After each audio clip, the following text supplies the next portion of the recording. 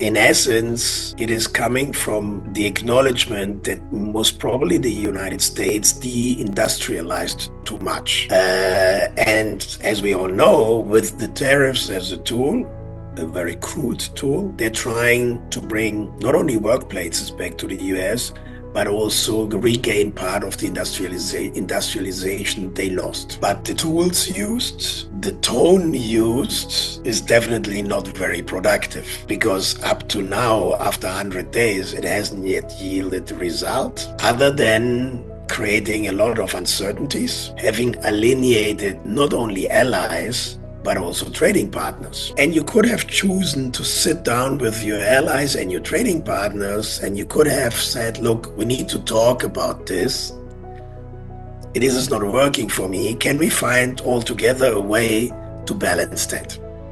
That would have been, with respect, the proper way.